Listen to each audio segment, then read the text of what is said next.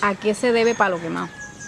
Bueno, nos contaba mi papá que Sabana de Beltrán era a unos 500 metros aquí.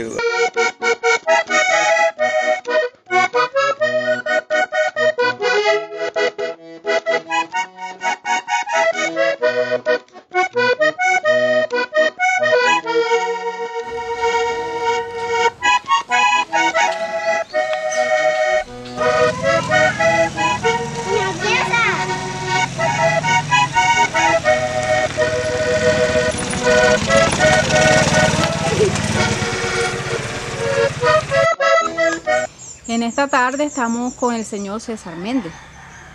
Queremos saber del señor César Méndez parte de su historia, porque no podemos contarla todo, pero sí lo que él nos pueda contar. Estamos iniciando el programa, el proceso o proyecto que se llama Memorias Vivas de Palo Quemado. Desde Heidi Mesa, escritora, lo saludo y le doy la bienvenida al señor César Méndez. ¿Cómo ha estado usted? Muy bien, muchas gracias Eddie por tenerme en cuenta en tu proyecto, que son vivencias de los personajes de aquí de Palo Quemado que quedan como recuerdos en el tiempo. Muchas gracias, te agradezco todo por tenerme en cuenta. Bienvenido. ¿Nos regala su nombre completo, señor César? César Tulio Méndez Paternina. Muy bien.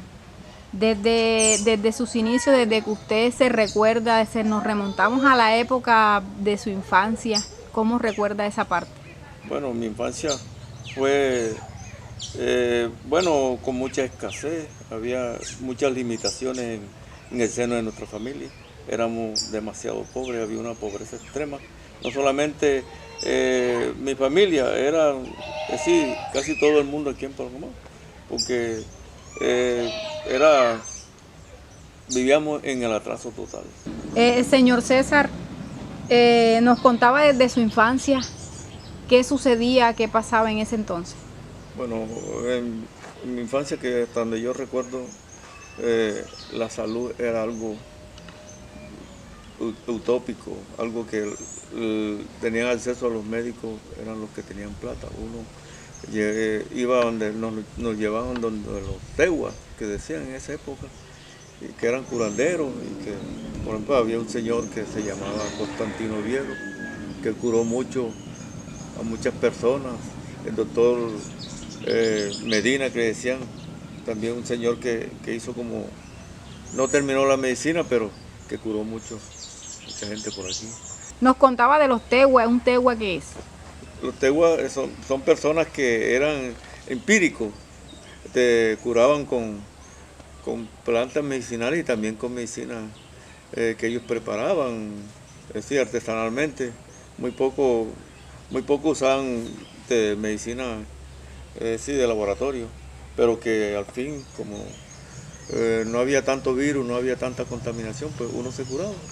O sea que el tegua es el médico de ahora, digamos así, pero naturista. Naturista, correctamente, pero ya los naturistas estudian eso, pero anteriormente eran empíricos, casi no sabían leer así que como ahora, que como es que ya el que no estudia es porque no quiere, cualquiera ya es bachiller, y en esa época no, en esa época el analfabetismo alcanzaba un alto porcentaje. Desde esa época de su niñez, nos remontamos a muchos años atrás, ¿verdad? Sí.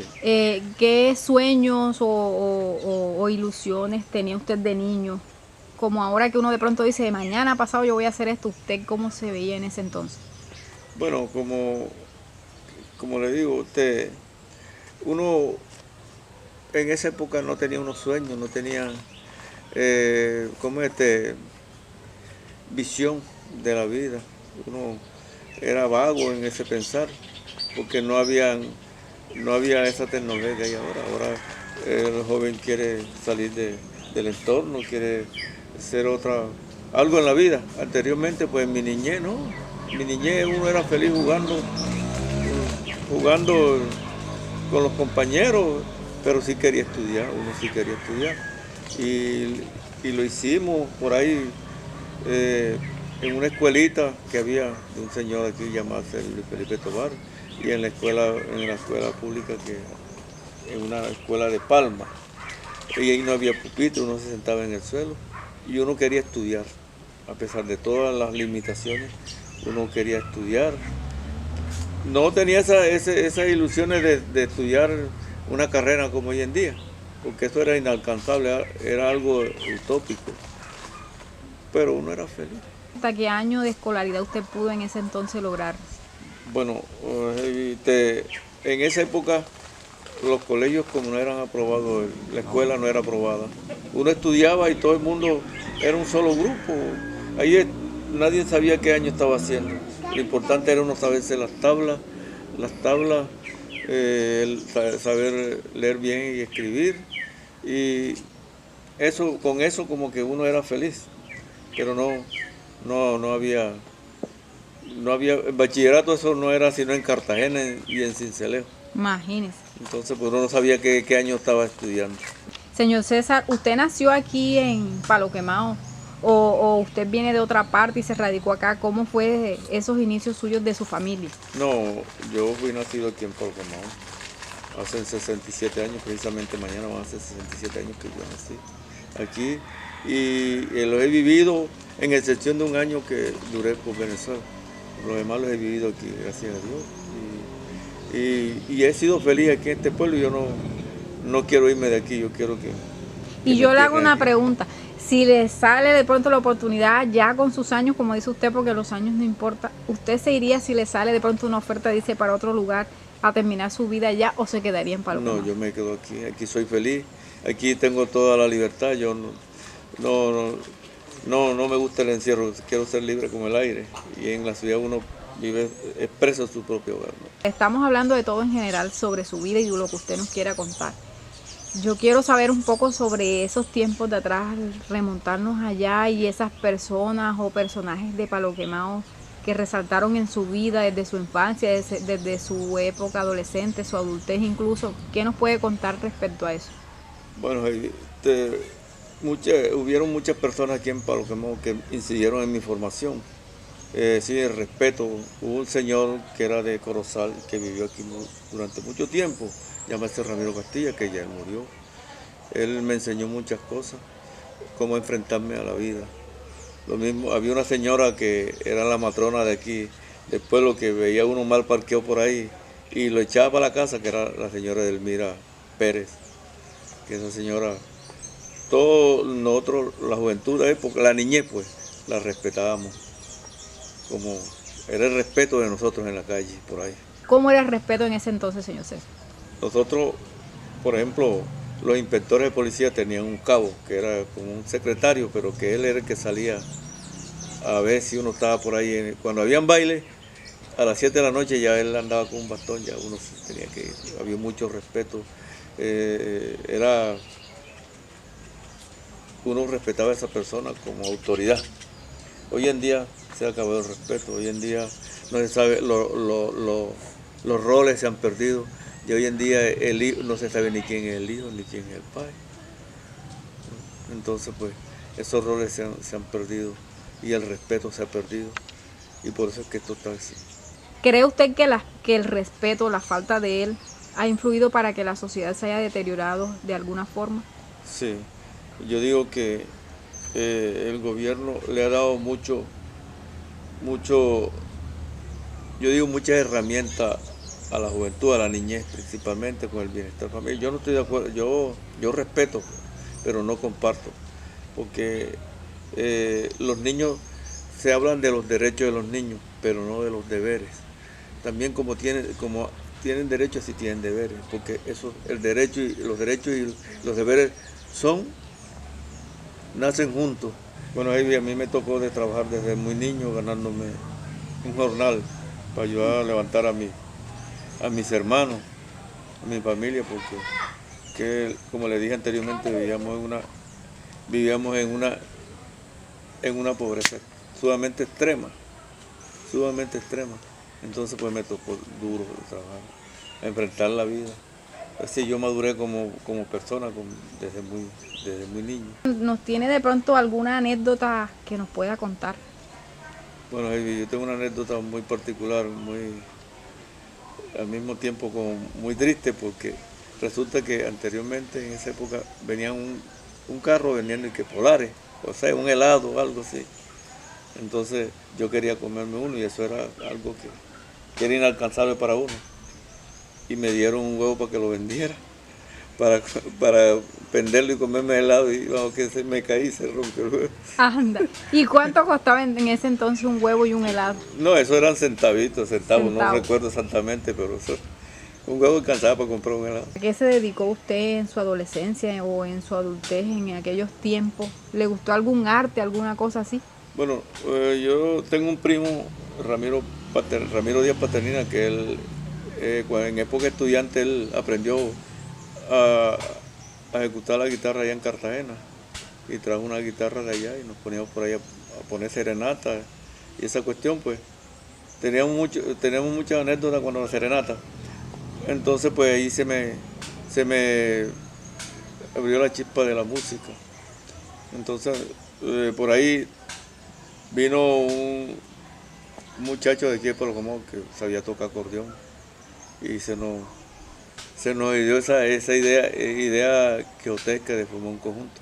Y lo hicimos y amenizábamos bailes aquí en Polcomao y fuera en Corozal, en Cincelejo, en Cincé. Inclusive, Holman Salazar, que fue un bajista del binomio, tocó con nosotros. Y tuvimos tanto éxito que Alfredo Gutiérrez una vez vino aquí a Palo Quemado y le gustó, nosotros le tocamos allí, le gustó, y que él era productor de codisco en esa época y dijo que porque nos llevaba para Medellín a grabar. Y eso fue como que no sé, los compañeros se asustaron y hasta ahí llegó el conjunto. ¿Usted a qué se dedicaba en ese conjunto? Bueno, yo era corista, segunda voz en los coros, era segunda voz, porque a mí me gustaba cantar y como no tenía una voz allá, un tono agudo, inclusive aprendí de mi primo. Aparte de esa parte de la música que nos contó un poco, que estuvo en un grupo, ¿qué más nos cuenta? ¿Qué gustos musicales tiene usted? Bueno, a mí me gusta toda clase de música menos el reggaetón, porque ofende mucho a las mujeres. Pero yo me considero un buen melómano, porque me gusta la música más que todo, también la salsa, la música de los 80, 70. Me fascina la balada de esa época. Para mí, es decir, le cantaban el amor, ya hoy el romanticismo se ha acabado, ya no. Muy raro que hoy se le cante el amor. ¿Y usted actualmente a qué se dedica, señor César? Bueno, yo soy agricultor, pero muy pequeño, porque ya los hijos míos no quieren que yo trabaje así, porque trabajo tanto. Y tengo por ahí un emprendimiento con mi hermano, que tenemos como dicen hoy, una mototienda, repartimos mercancías por ahí por las veredas y aquí en el pueblo. A eso me dedico. ¿Y la parte de su familia, su esposa, sus hijos, qué nos cuenta? Bueno, yo tengo 38 años, estoy viviendo con mi señora. Una mujer muy guerrera, le ha tocado trabajar duro con mi persona y hemos sacado una familia, gracias a Dios, adelante. Tengo 3 hijos, César, Sandra Marcela y Laura. Pues gracias a Dios han salido muy buenos. Y pues estoy acá, como dice, ya en uso de buen retiro ya, porque como es, ya mis hijos no quieren que yo esté por ahí. ¿Qué a usted de pronto le indigna, pero qué le gusta también a la vez? O sea, esas dos partes contradictorias, ¿qué nos puede contar? Bueno, a mí le voy a responder lo negativo primero. No me gusta es la hipocresía.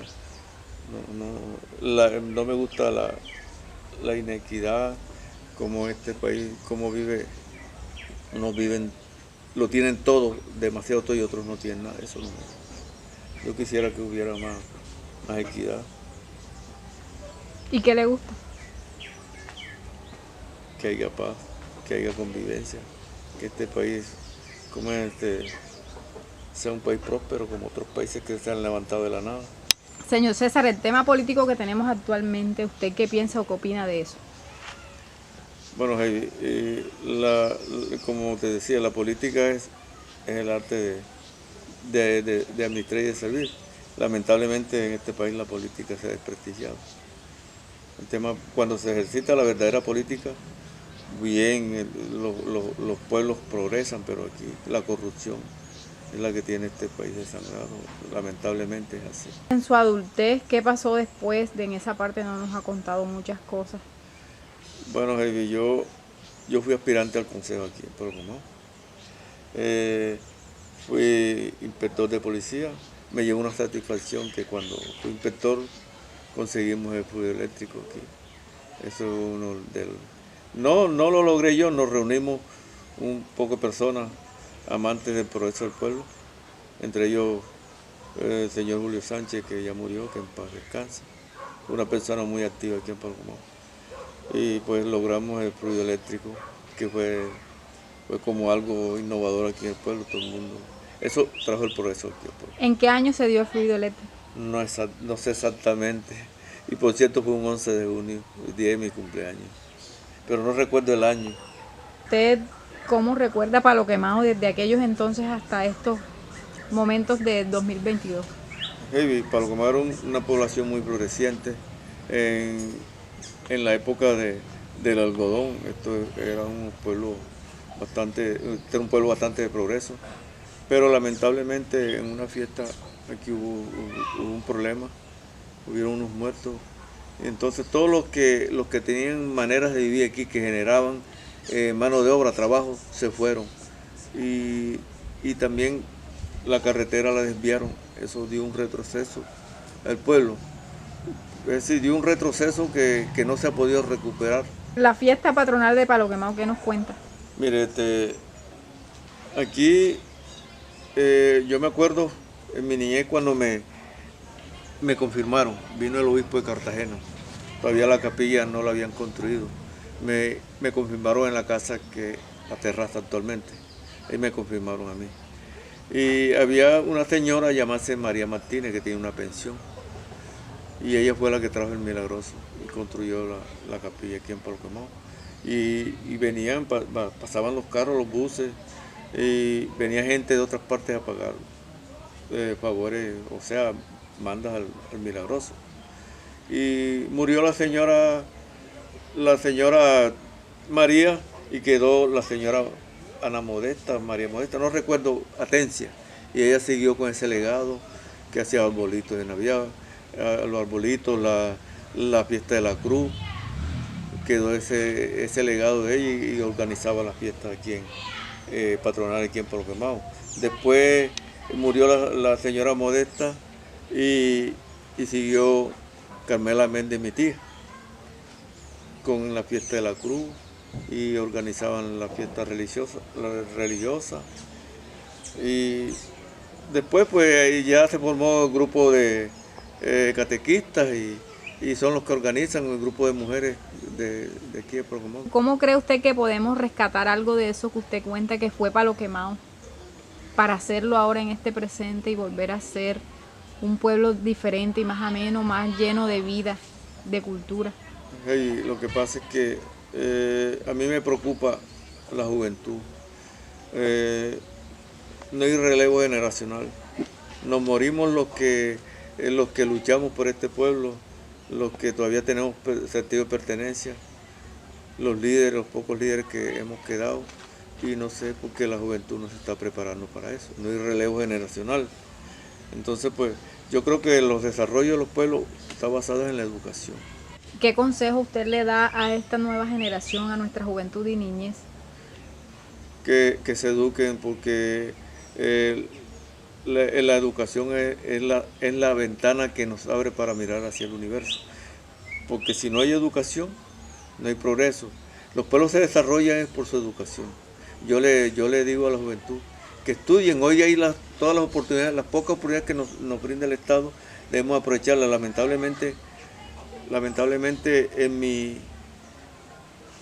juventud no había esa oportunidad, porque yo fui un soñador. En mi juventud sí soñaba de ser, a mí me gustaba las ciencias sociales, pero lamentablemente cuando yo estudié, que hace 12 años que validé el bachillerato, ya yo no sé, ya no tenía como esas ganas de seguir adelante estudiando, porque ya por los años.